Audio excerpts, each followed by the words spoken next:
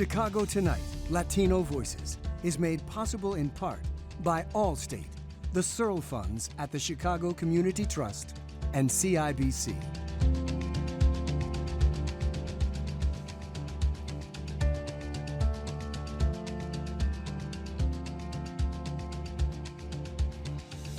Good evening y bienvenidos to Chicago Tonight Latino Voices. I'm Araceli Gomez Saldana, host and reporter with WBEZ. Thank you for sharing part of your weekend with us. On the show tonight, a new documentary follows 4 LGBTQ Latinx Chicagoans as they navigate the COVID-19 pandemic. Unprecedented protests in Cuba amid a significant economic crisis, what the demonstrations mean for the island and U.S.-Cuba relations.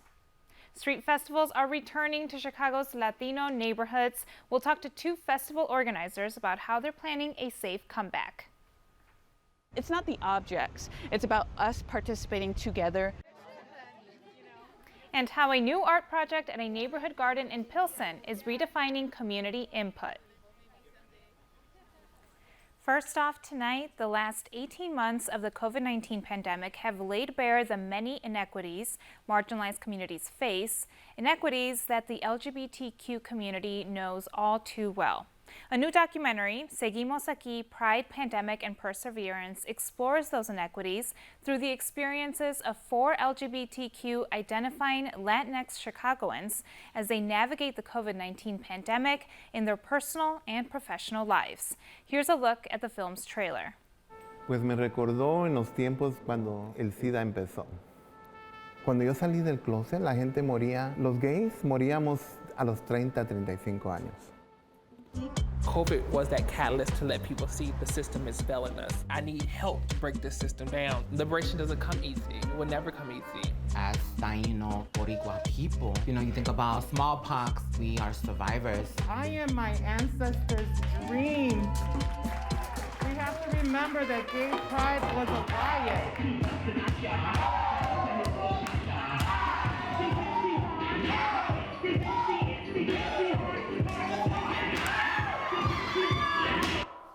Joining us now with more are REYNA ORTIZ, one of the film's subjects, and David Moran, filmmaker at Soapbox Productions and organizing and who produced this documentary. David, it's a tall order to make a documentary about a pandemic while that pandemic is still unfolding. How did COVID affect its production at all? Hey, thank you guys very much for having us here. COVID, I think we all were learning how to dwell as it kind of came. And from a production standpoint, we kind of held off for a moment and then kind of tried to find where it was when this production kind of fell in our lap. We were actually thinking about shooting in November, December, and so it changed to March. And so we kind of got fortunate, to be honest. As things were opening up, we had the possibility of, testing being more available, people starting to understand vaccines, things of that nature. So we're really blessed with that opportunity and have been filming up until these last few days. So just kind of going with the flow, but it's been a wonderful learning curve, as I'm sure all of us have been experiencing. I'm sure unprecedented, right? REYNA, you are one of the 4 Chicagoans featured in the film. What was your reaction after being asked to participate, and what made you decide you wanted to be a part of it? Well, thank you for having me today. When it was brought to my attention about this documentary, I'm really about education and enlightening people or communities about, trans issues, gender non-conforming issues, and also the magnificence of Task Force Prevention, the organization that I work for. So once it was brought to my attention, it was something that I was really interested in being a part of. And REYNA, you're a program manager at the Westside nonprofit Task Force Prevention and Community Services. Let's take a look at a clip showing you at your workplace. This hallway here is the trans flag. Task Force Trans Tribute Wall. This is Monroe. We took so much time to paint. We wanted to kind of give a tribute to trans people. So the very first time I came into this space, I believe it was 2014, because I was in need of some resources concerning housing instability, and I was able to get resources the same day. I was greeted warmly by REYNA, of course. This is what we call the closet. We have a ton of stuff. Everybody knows grab whatever they want or whatever they need. We really try to bring resources to the west side of Chicago. Reyna, we got a sneak peek, but can you tell us what does Task Force do? Task Force is a resource center, and for a very long time was one of the only LGBT resource centers on the west side of Chicago. And we're really trying to be impactful for like the social issues that are impacting the trans and gender nonconforming communities, such as homelessness, such as, poverty issues, hunger, HIV infection rate, legal issues. So it's basically a resource center, a safe space for LGBT and gender nonconforming LGBT youth. And speaking about the youth, I mean, the film explores the intersections of the LGBTQ community, communities of color, the underserved communities, all during the pandemic. There was a lot going on. How have the youth you serve been affected by COVID? When it comes to the LGBT community, and particularly Black and Latinx trans people, I like to say, COVID was a virus, but we've been plagued by a virus in our community for decades and decades and decades. So this was nothing new. If anything, it just made everything harder. If you were experiencing homelessness prior to COVID, it only made everything worse. So we were really trying to highlight these issues and bring more resources to our youth that were being impacted by COVID, but also being stalked by HIV. David, as Reyna's talking about with us right now, the documentary shows the struggles that people are faced with. Luis talks about a person in the film. He talks about his experience after getting COVID and almost dying. What was it like hearing these people's personal stories, and how did it affect you? Well, I think this is kind of why, we do what we do in wanting to create media, trying to create film, documentaries that really follow and hold true to people's stories and narratives. And so for me, being able to engage all four of my POI without ever meeting them and kind of really taking this time to kind of establish relationships, really hear these stories, it's really what pushed me through this entire project, and being able to do justice by the stories and bring them in a way that, not only are these LGBTQ folks, not only are these Latinos, these are Chicagoans, you know what I'm saying? And this is something that impacted all of us. And I'm really excited, and I'm really grateful for having the opportunity to have met Luis, right? And have him to be able to tell his story, which I don't know if in any other way it would have been shared the same way, So we're grateful for this opportunity, and I'm very excited to continue doing this work as part of, Soapbox Productions organizing, but also in collaboration with Alma. We're very grateful to Emmanuel Garcia, for really throwing this into our lab and making it what it is today. So we're grateful. Thank you. And David, when you began this project, did you expect to have an in-person premiere? We were still grappling with the pandemic. No, I did not. So I think we were originally thinking, we were seeing that a lot of the Pride festivities were kind of being shut down or postponed. And so they were like, oh, we're thinking about just virtual. And I'm like, okay, and so I think that conversation kind of happened a little later, or not too many weeks ago. And since then, I've been very excited and look forward to the opportunity of this, not only at Chicago History Museum, but other screenings throughout the city, as well as, what these stories hold true, right? Because we're still in this pandemic, we're still getting out of it, right? And that's why we're still here. And Reyna, as this is going to be premiered soon, what are you hoping people take away from the film? Yeah, I really want people to understand, the issues and also the resiliency of Black and Latinx, trans and gender nonconforming people. Our youth space is a magnificent space where our youth come in and express themselves and show resilience and power. And I think that's what I want people to really get out of it is LGBT youth and trans youth, they face a lot of barriers, but yet they flourish. Imagine with those barriers being removed, the things that they can accomplish. That's very important for me to showcase. We're very excited to see it. Seguimos, Aquí, Pride, Pandemic, and Perseverance will screen at the Chicago History Museum on July 22nd, and you can find more information on our website. Our thanks to Reyna Ortiz and David Moran for joining us. Cuba has seen unprecedented demonstrations amid the country's worst economic crisis in decades and nearly 60 years into the United States embargo on the nation. Meanwhile, President Joe Biden says he supports Cuban citizens in the wake of the protests. Earlier this week, Brandis Friedman spoke with 3 local observers of the situation.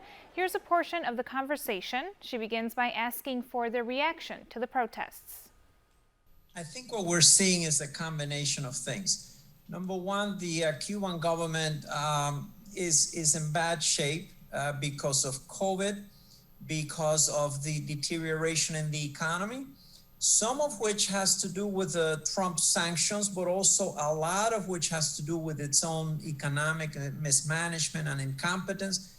And then thirdly, there's a whole new generation in Cuba today, people under the age of 40 who want to change things. They don't like the fact that in Cuba there's only one political party. They don't like the fact that political activity and dissent are restrained.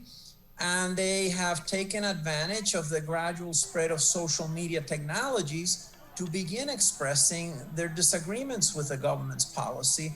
And so you have seen all this come together in this very spontaneous outburst of protests throughout the island. Briefly, we've heard a bit of this just now from Alberto, but remind us what has led us up to this point to these protests.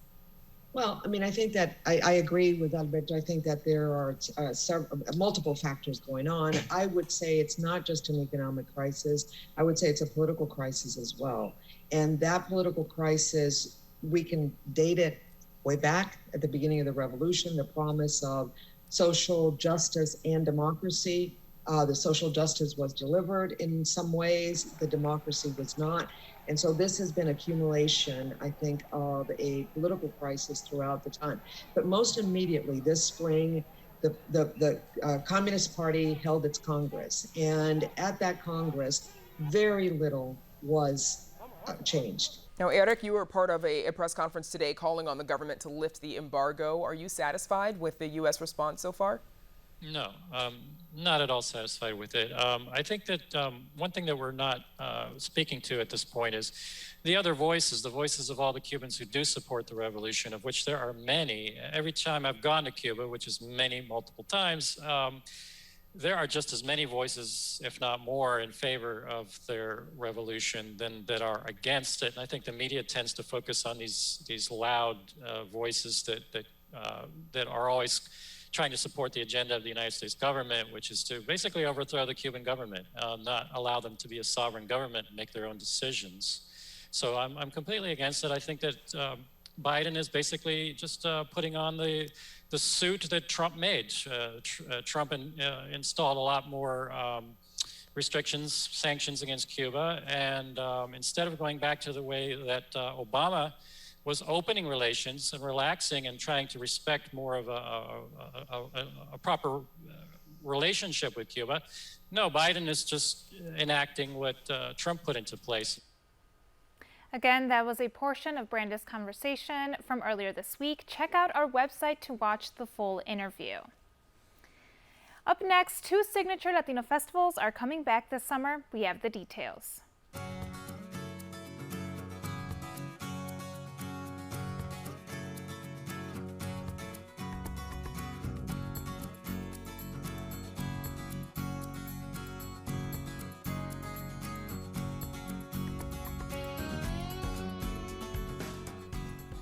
It's summer, and in Chicago, that means it's festival season. The city's street festival scene is legendary, but was non-existent last year due to pandemic-induced shutdowns. Now, with Chicagoans hungrier than ever for summer food and festivities, 2 signature Latino festivals are set to stage their comebacks. Joining us now to talk about how those events are welcoming back attendees and keeping them safe are Carlos Flores, Artistic Director of the Chicago Latin Jazz Festival, and Alex Garcia, co-chair of Fiesta del Sol. I'm so glad to talk to you both today. Alex, I'll start with you. This year, you're celebrating 49 years of Fiesta del Sol in Pilsen, one of the largest Latino festivals in the area. It provides a boost to the local economy. What have you heard from local businesses and local owners about and what the community is thinking about its return? Yeah, so thanks, Araceli, for having me. It's so the overwhelmingly response has been positive. Everyone's excited to come back. celebrate in person, both locally and people from all over, like the region. But everyone's excited to come back, and especially knowing that we are setting COVID protocols. So everyone's excited and looking forward to the food, festivities, music, and as well as all the resources that we provide. Especially the food. Carlos, the Latin Jazz Festival also has been running a long time in Chicago. It's beloved, and it's a beloved event. What does it mean to the community for it to be back in person this year? Well, I think that the community, we have been, this festival is one of Chicago's best kept secret events, in the sense that we get audiences from all over the city, and even from Indiana and Wisconsin. And we've been working at the same for 14 years. So, we started the festival almost 14 years ago. It's a one-day local musician, and the festival has taken a life of its own. So now we're up to 2 days on Friday and Saturday. And, and actually it has international tone, because we feature artists who live from Mexico, artists from Canada, Cuba, Puerto Rico. And so basically the people in the community love the ambience of going out to Humboldt Park, to the boathouse, and bringing their blankets, their cooler, and really enjoying some great music that they don't get to see or hear all the time. That's right, so much diversity. Alex, many restrictions have been lifted, but I'm guessing that Fiesta del Sol will still look a little different this year. Could you tell us what COVID precautions you're going to take? Sure. So this was, we began planning earlier this year. So before the city of Chicago lifted all restrictions, we had set up a plan and submitted it to the city to DCASE. Even met with the local police department, District 12, to ensure the safety of the patrons, our volunteers, and everyone involved, all the vendors. Obviously, after now that the city has lifted all restrictions, we're limited to what we can enforce. So what we're encouraging all patrons to, if you're not vaccinated, please wear a mask. We're also enforcing social distancing between all vendors, both food and just street vendors. We also, this is our first year now offering a food court. So you can enjoy your pambazo, your enchiladas, tacos in our designated eating area and drinking area. We'll also have hand sanitation sites throughout the festival, as well as our first aid area. And Carlos, for the Latin Jazz Fest, it's in Humboldt Park, so Chicago Park District, there's protocols to be followed, masks and social distancing. They're encouraged, not necessarily enforced. What do you think about the turnout this year? Well, I think the turnout is going to be not as in the past, because I think that canceling last year's festival kind of like broke the chain. And so, we're expecting to have an audience there. As a matter of fact, we also have been not forced, but we actually decided to move from the boathouse to the field house, because there's conflict with another festival and we're too close to a proximity. So we have moved from the boathouse to a little further down, like maybe a block and a half, to the field house, so we're going to be doing it outdoors. But basically our base has been the boathouse, which is a beautiful site where people go and really enjoy the music. And so we don't have the same situation that the Fiesta del Sol has with the restaurants and the pool. We just have people come and they bring their blankets, their cooler. It kind of reminds me of a small Ravinia in a way. Yes. When you go to the festival. And we'll get back to the lineup there, Carlos. But first, Alex, I know that Fiesta del Sol also offers community resources. Can you quickly tell us about those?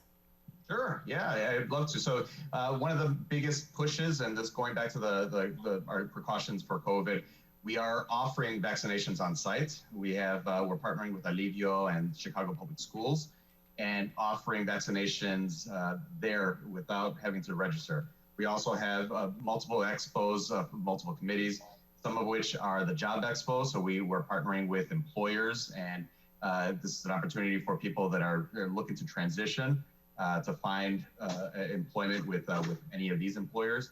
We also have one of our committees, the Citizenship and Immigration Expo, we'll have attorneys on site, and it's not just specifically for Latinos, but for everyone, all immigrants.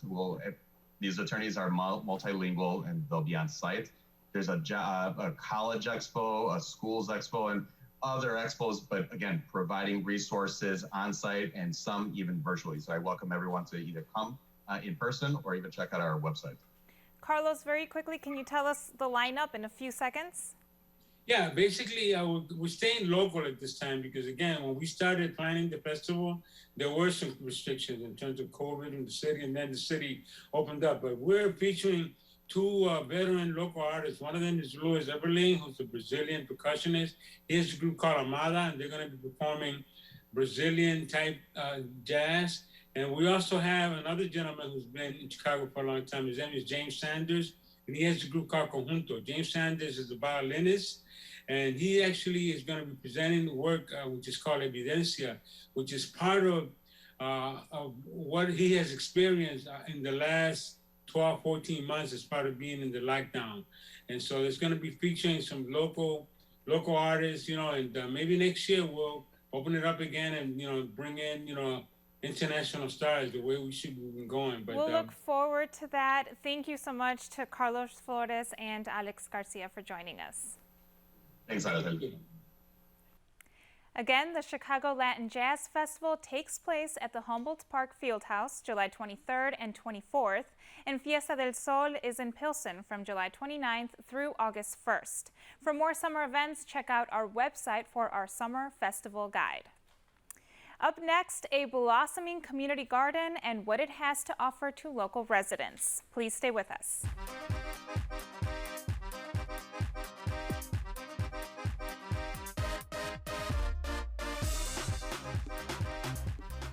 During the pandemic, El Paso Community Garden in Pilsen served as a home away from home for many. Now with the city back open again, garden leadership is looking at how they can better utilize the space to serve the community that surrounds it. Arts correspondent Angel Edu introduces us to artist in residence who is creating a new piece for the garden with a little help from the garden goers. It's like a physical place of abundance where so many people are caretaking together. Artist in residence Marcela Torres is bringing Pilsen's community together in a new project at the El Paseo Community Garden. Earlier in the year, I was working on this project that had to do with Mesoamerican afterlives, and thinking about how do we think about life and death as it just continues. And after COVID, we're thinking about a lot of ways of grieving, and how is this a process that is cultural and specific to a group of people, but also gives moments of celebration and joy. We're making a tobacco garden and then having these ceramic vessels and ritual offering spaces. Then the other site is an adobe brick monument. So it's a location where people can sit and meditate. These two new pieces will sit near the garden's entrance.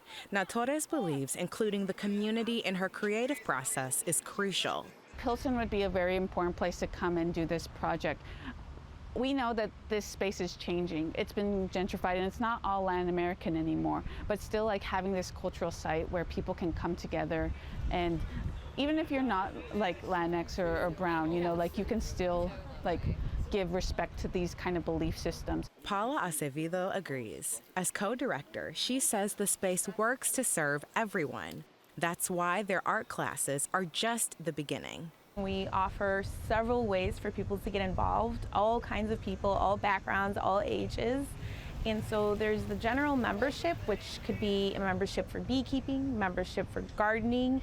Gardening, we offer allotment beds or the collective gardening beds, which includes the collective shared beds, the community free food beds, and then a small incubator farm area. We have almost over an acre of land that we are the stewards of, and so everything is volunteer managed, volunteer maintained. We also have now a brand new wellness coalition which is working on providing a lot more besides yoga and meditation. We have Flamenco Fridays, and this year we are offering a community drawing class. They were also invited to do a community paint day. And while they work to secure more funding to create more programs and opportunities, Acevedo says they want the community garden to continue to be a gathering space that the family they've created can be proud of. Essentially, we're an outdoor community center, and so the sky's the limit. As long as there's people willing to put the work in or offer something accessible to the community, this space is for everyone. For Chicago Tonight, I'm Angel Ito. Those 2 new garden additions are expected to be completed by early fall. Visit our website for more information. And that's our show for this Saturday night. Join Brandis Friedman tomorrow night for Chicago Tonight Black Voices. And you can catch me hosting Weekend Edition Saturdays and Sundays, as well as my reporting during the week on 91.5 WBEZ. Next week on Latino Voices, Alex Hernandez with Univision will be here in the host chair. And we leave you tonight with a look at a new mural in Humboldt Park. The Nefalti Reyes Jr. Memorial Anti-Gun Violence Mural honors the 19-year-old Chicagoan who was killed by gun violence in 2017. The mural was advocated for by Nefalti's parents who want to shine a light on the problem of gun violence in the West Side community. Now, for all of us here at Chicago Tonight, Latino Voices, I'm Araceli Gomez Aldana.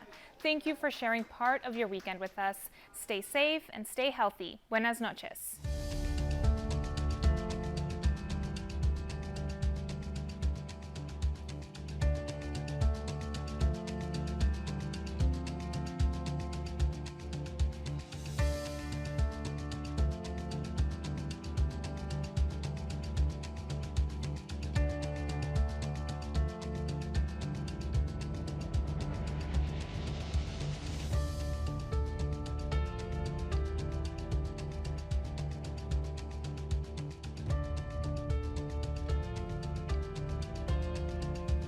Closed captioning is made possible by Robert A. Clifford and Clifford Law Offices, a Chicago personal injury and wrongful death firm named on the 2021 expertise list of the best personal injury attorneys in Chicago.